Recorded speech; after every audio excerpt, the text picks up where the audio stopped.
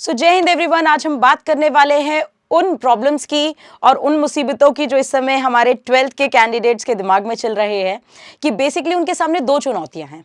एक तो उनके सामने बोर्ड्स है और एक उनके सामने एनडीए है। दोनों अपने में इक्वल वेटेज रखते हैं और बोर्ड्स को भी हम नज़रअंदाज नहीं कर सकते क्योंकि बोर्ड्स में सर्टेन परसेंटेज लाना यानी 75 प्लस लाना बहुत ही ज़्यादा मैंडेटरी होता है क्योंकि उसके बाद ही आप कुछ एग्जाम्स में एलिजिबल हो पाते हैं। तो बोर्ड एग्जाम्स में एक तो रिटन पैटर्न को फॉलो करना, साथ ही साथ उसमें स्टेप मार्किंग देखना और एनसीईआरटी के हर एक क्वेश्चन को लगाना, पीवाईक्यू सॉल्व करना, सारी चीजें बहुत ही ज्यादा इंपॉर्टेंट हो जाती हैं। अब बोर्ड के एग्जाम के साथ साथ अगर दूसरी चुनौती हम देखें एनडीए, तो वो अपने में ही एक महारत है क्योंकि एनडीए को सॉल्व करना, एनडीए के क्वेश्चंस को कवर करना, यह दोनों ही फील्ड डिफरेंट हैं। अब पॉइंट ये है कि अगर हम इस तरह से इन क्राइटेरियाज पे डिस्कशन करें कि कोई भी चीज कितने इजीली हम ये जो अगर एक महीने का मैनेजमेंट है, इस एक महीने में ऐसा क्या मैनेज कर लें कि हमारी दोनों प्रिपरेशन साथ में हो जाए। तो बच्चों सबसे पहले आपको इस बात का ध्यान रखना है कि दोनों पेपर का पैटर्न भी डिफरेंट है। दोनों पेपर एकदम अलग अलग हैं और इंपॉर्टेंट चीजों पे आपको बिल्कुल अच्छे से ध्यान देना है। अगर हम यहीं पर मेजर सबसे इंपॉर्टेंट बात देखें कि जैसे बोर्ड एग्जाम आपका ऑब्जेक्टिव होता है और साथ ही साथ इसमें रिड्यूस हो चुका है सिलेबस। ऑब्जेक्टिव होने का मतलब है, सॉरी, ऑब्जेक्टिव भी है सब्जेक्टिव भी है, यानी कि कुछ क्वेश्चन आपको एमसीक्यू मिलते हैं और कुछ कुछ क्वेश्चन आपको सब्जेक्टिव मिलते हैं। ऑल्दो ऑब्जेक्टिव का क्राइटेरिया बहुत ही कम होता है, अलग अलग बोर्ड स्टेट्स में अलग अलग क्वेश्चन वेटेज होता है। जैसे यूपी बोर्ड में 18 से 20 सवाल, मतलब अलग अलग सीबीएसई में भी ऐसा ही कुछ है। तो पॉइंट ये है कि ऑब्जेक्टिव में बहुत कम क्वेश्चंस आते हैं और सब्जेक्टिव के ज्यादा क्वेश्चन आते हैं। जब हम बात करते हैं सब्जेक्टिव की, तो सब्जेक्टिव में स्टेप मार्किंग बहुत इंपॉर्टेंट चीज होती है कि अगर आपने किस तरह से क्वेश्चन को इलैबोरेट करके हर एक चीज ब्रीफली लिखी है और क्वेश्चन के मार्क्स के हिसाब से क्वेश्चन को लिखा है, तब जाकर के आपको उस क्वेश्चन के मार्क्स मिलते हैं। ऑन द अदर हैंड अगर हम बात करें एनडीए की, तो एनडीए में स्टूडेंट से पेपर टोटल ऑब्जेक्टिव है। इसे कोई फर्क नहीं पड़ता आपने क्या कैलकुलेशन की, हो सकता है आपने दिमाग में कैलकुलेट करके आंसर लगा दिया, हो सकता है आपने तुक्का लगा दिया, या हो सकता है आपने चिटिंग करके लगा दिया, कैसे भी लगाया, इसको कुल मिला के मतलब है आंसर सही होने से। तो अल्टीमेटली बात यह है कि दोनों के पैटर्न्स एक तो डिफरेंट है। दूसरी बात यहां पे यह है कि एनडीए एनसीईआरटी को अगर हम देखें तो एनसीईआरटी का बहुत ही ज्यादा सिलेबस रिड्यूस हो चुका है, लेकिन वहीं अगर हम इसकी बात करें, एनडीए की बात करें, तो एनडीए का कोर्स आज भी वैसा ही है जैसा पहले था और काफी वास्ट सिलेबस है। दोनों के क्वेश्चन के लेवल्स में बहुत ज्यादा डिफरेंस है। दोनों के क्वेश्चंस के लेवल के साथ साथ अगर हम बात करें कि अब एक महीने में मैम कैसे टारगेट करें कि डेफिनेटली दोनों चीजें बैलेंस आउट हो गई, हम कैसे प्रैक्टिस आउट करें चीजों को। तो एक बहुत अच्छी खास बात है बच्चों कि 12th के सिलेबस की अगर हम बात करें तो 12th के सिलेबस में ही हम पूरा कवर करते हैं कैलकुलस, है ना। और कैलकुलस पार्ट दोनों पेपर्स के लिए ही बहुत इंपॉर्टेंट है। मतलब बोर्ड में तो पूरा कैलकुलस ही भरा रहेगा क्योंकि कैलकुलस ही मेन है 12th के चैप्टर्स में। और अगर हम बात करें एनडीए के चैप्टर में, तो एनडीए में भी कैलकुलस का वेटेज कितना है, अभी हम इन सारी चीजों के बारे में डिस्कस करते हैं। उससे पहले हम आपको एक बेहतरीन न्यूज दे दें कि हमारा जो एप्लीकेशन है, एप्लीकेशन में इस समय एडमिशन ओपन है। आप अगर वाकई में फाउंडेशन बैच हो, टारगेट बैच हो, या फिर आप कभी भी कितने भी समय एडमिशन लेना चाहते, तो इस समय एडमिशन ओपन है। इस एडमिशन ओपन होने में फाउंडेशन बैचेस के बच्चों की क्लासेस अलग हैं और टारगेट बैचेस के बच्चों की क्लास अलग है। बेस्ट एनडीए की प्रिपरेशन करने की अगर मैं अपने एक्सपीरियंस से बात करूं बच्चों, तो फाउंडेशन बैचेस मस्त होते हैं। मतलब कि फाउंडेशन बैचेस बेस्ट इसलिए हैं, फाउंडेशन बैचेस कहने का मतलब है जो बच्चे 11th और 12th हैं उन बच्चों की बात कर रहे हैं। 11th और 12th से जब बच्चा प्रिपेयर करता है ना, तो उसका बेस बड़ा अच्छा मजबूत हो जाता है और वो वाकई में कॉम्पिटिटिव एग्जाम को झेलने लायक हो जाता है 12th के बाद। टारगेट बैचेस में भी टारगेट होता है 6-7th मंथ में पूरा कोर्स कंप्लीट कराने का। तो अगर आप अभी भी सो रहे हैं, आपके सामने आपको मंजिल नहीं दिख रही है, तो डेफिनेटली पहले कॉल करें 9696330033 पे और सारी इन्फॉर्मेशन यहाँ ले लीजिए। बैचेस सारे अप टू डेट चल रहे हैं, जल्दी से जल्दी इन्फॉर्मेशन लीजिए। अब पॉइंट ये है कि सवाल यही उठता है कि मैम आप जो बात कर रहे हो वाकई में कि क्या दोनों एग्जाम साथ में दे करके निकाले जा सकते हैं। बोर्ड एग्जाम निकालने का मतलब यह है कि हम यहाँ पे टारगेट रखेंगे 75-80% लाने का। तो क्या ये चीज की जा सकती है?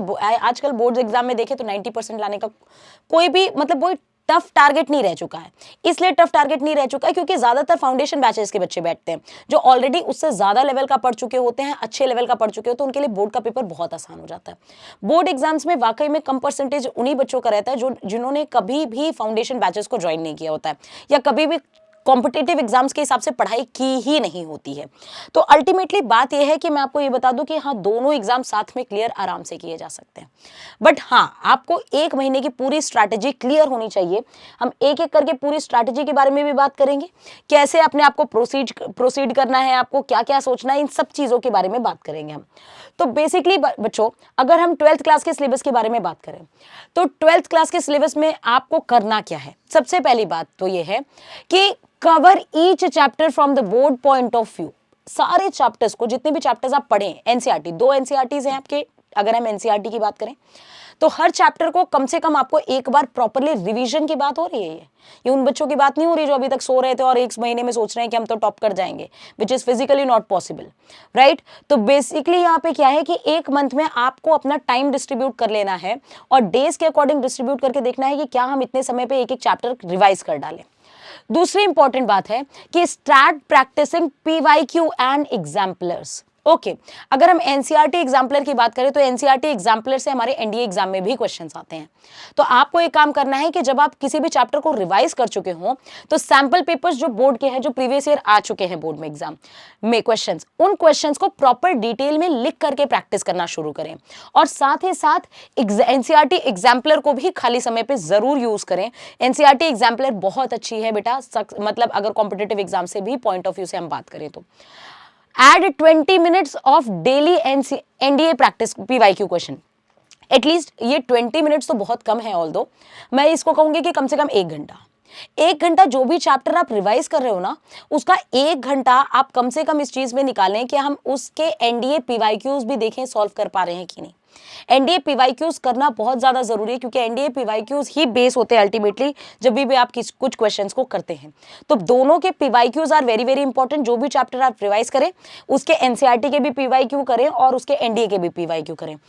और जब भी आप एनडीए के भी क्वेश्चन करें तो एनडीए के क्वेश्चन करते समय आप उसका फुल फ्लेश्ड आंसर लिखें, मतलब स्टेप मार्किंग के हिसाब से एक एक क्वेश्चन का आंसर आपके दिमाग में तो आप क्लियर तो अप्रोच हो ही जाती है। एनडीए क्वेश्चंस की अप्रोच अलग होती है डेफिनेटली, बट जब भी आप एनडीए के क्वेश्चन के करें तो आप पूरा प्रेजेंटेशन के साथ उसको लिख लिख करके अच्छे से स्टेप मार्किंग के साथ करने की कोशिश करें। नेक्स्ट, अगर हम बात करें एप्लीकेशन की तो बच्चों ऑनलाइन प्रिपरेशन लर्निंग ऐप हमारा प्ले स्टोर से डाउनलोड कर लीजिए और जल्दी से जल्दी एडमिशन ले लीजिए एनडीए के बैचेस में, क्योंकि ये जो लास्ट मंथ है ना, ये बड़ा पीक है। 2 महीने जो आपके पास बचे हुए हैं ये वाकई में कमाल के होने वाले हैं। अगर आप एक बार कहीं से प्रिपरेशन कर चुके हैं या आप जी तो 2 महीने हैं, ये वाकई में अगर आप जी जान लगा कर इन बैचेस में जुड़ेंगे ना, आपको मजा आ जाएगा। रियली आपको जो रिजल्ट मिलेगा वो फैबुलस होगा। आगे बात करते हैं। आगे हम बात करें तो हाई वेटेज वाले चैप्टर जैसे कि इजी भी और स्कोरिंग भी, मैट्रिक्स डिटर्मिनेंट, स्टैटिस्टिक्स, प्रोबेबिलिटी और इनवर्स ट्रिग्नोमेट्री फंक्शंस, ये इजी भी है साथ साथ स्कोरिंग भी है। और नेक्स्ट अगर इंपॉर्टेंट बात करें हम यहाँ पे इंपॉर्टेंटली कैलकुलस की, कैलकुलस बच्चों जो 35 मार्क्स का हमारे एनडीए के पेपर में आता है, 35-40 मार्क्स का जो कैलकुलस आता है, इसको 35 क्वेश्चंस आते हैं, सॉरी अप्रॉक्सीमेट आप इसको 35 क्वेश्चंस मान के चलिए। तो 35 क्वेश्चंस जो हमारे आते हैं कैलकुलस के बच्चों, ये बड़े इंपॉर्टेंट है। 35 क्वेश्चंस आप वाकई में अगर बोर्ड की प्रैक्टिस कर रहे हैं, और यहाँ वेक्टर, यहाँ पे इंपॉर्टेंट चैप्टर तो है ही ये कैलकुलस के लिए, बहुत इंपॉर्टेंट चैप्टर है। तो अगर आप 12th के बोर्ड्स की प्रिपरेशन कर रहे हैं तो आपका ये कोर्स तो यहीं पर कंप्लीट होना चाहिए कि हम 35 क्वेश्चन का मार्जिन इस हिसाब से प्रिपेयर करके चले जो बोर्ड में और साथ ही साथ एनडीए में प्रैक्टिस के लिए हमें बहुत ही ज्यादा हेल्पफुल होने वाला है। दूसरी बात, स्टैटिस्टिक्स, प्रोबेबिलिटी, वेक्टर और साथ में जोड़ लीजिए 3D। ठीक है, अब स्टैटिस्टिक्स, प्रोबेबिलिटी, वेक्टर और 3D, यहां से 10 सवाल और यहां से 20 सवाल, 30 सवाल यहां से हो गए। तो अगर हम बात करें 30 और 35, 65 सवाल, 65 सवाल से बच्चों आराम से एनडीए क्वालिफाई हो जाता है और अच्छी खासी मेरिट भी बन जाएगी आपकी। तो बेसिकली अगर आपको कट ऑफ क्लियर करना होता है तो आप कहीं 35-40 क्वेश्चन कर लो तो आपकी कट ऑफ क्लियर हो जाती है।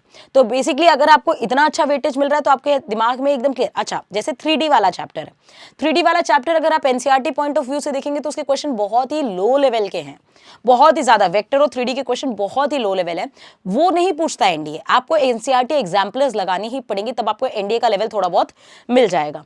साथ ही साथ अगर हम बात करें 11th का कोर्स, क्योंकि हमें एनडीए का अगर पेपर देना है तो मस्ट है कि हमें 11th का कोर्स भी रिवाइज होना चाहिए। ऑल्दो 11th के कोर्स का लिए आपको टाइम मिल जाएगा जब आपके बोर्ड एग्जाम्स हो जाएंगे उसके बाद, क्योंकि मार्च में आप पूरा मार्च खाली रहेगा, तो मार्च में आप 11th के चैप्टर्स और 12th के चैप्टर का रिविजन का भी टारगेट रख सकते हैं। तो 11th के चैप्टर्स को आपको क्या करना है बेटा, 11th के चैप्टर्स को कैसे ध्यान से देखना है, एटलीस्ट अगर आप अभी से 11th के चैप्टर्स को प्रिपरेशन करोगे तो ये बहुत ही बढ़िया पॉइंट होगा। देखो कैसे, आप केवल और केवल 2 दिन रख लीजिए, केवल और केवल 2 दिन रख लीजिए, या 2 दिन वो कैसे डिस्ट्रीब्यूट करना है, एक दिन आपको सिर्फ और सिर्फ उसको शॉर्ट नोट्स में कवर करना है।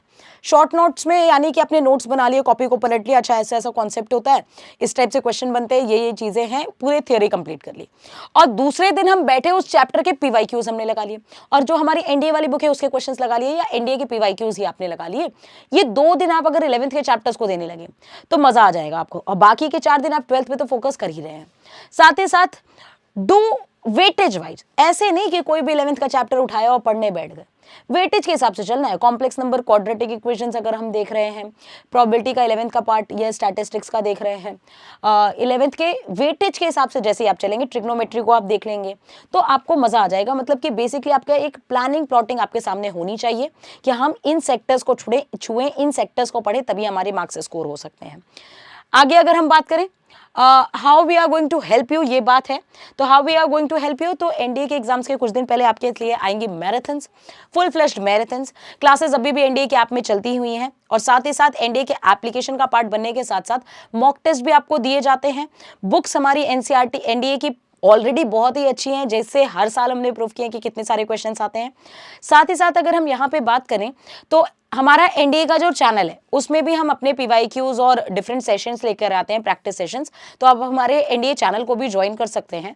तो बेसिकली बच्चों, आई होप आपका विजन एक क्लियर होगा कि 11th के कोर्स को भी ध्यान में रखना है हमें, बट 11th के क्लास को अगर आप अभी ध्यान नहीं देखना चाहते बोर्ड्स तक, तो पहले बोर्ड्स में इस हिसाब से पढ़ें कि आप जब प्रैक्टिस करने बैठे तो बोर्ड के सैम्पल पेपर के साथ साथ एनडीए के भी सैम्पल पेपर लगाएं, और जब एनडीए के सैम्पल पेपर्स लगाएं तो उसको प्रॉपर प्रेजेंटेशन के साथ करें कोई भी काम, ठीक है। तो आई होप ये जो स्ट्रैटेजी है ये आपको हेल्प करेगी, और आई होप जो 12th क्लास में बच्चे हैं उनको थोड़ा सा हेल्प मिलेगा, और बच्चों कर सकते हो, तुम पे पूरा भरोसा है। अपने को 1 महीना जो है ये पूरा एकदम झोंक दो, पूरा महीने मतलब पूरा जो मेहनत है ना वो पूरी लगा दो, डेडिकेशन लगा दो, देखो कितना मजा आ जाएगा तुमको। जब एट द एंड आपके सामने रिजल्ट होगा तो आपको अपने ऊपर गर्व भी फील होगा, आपके घर वालों को भी गर्व फील होगा।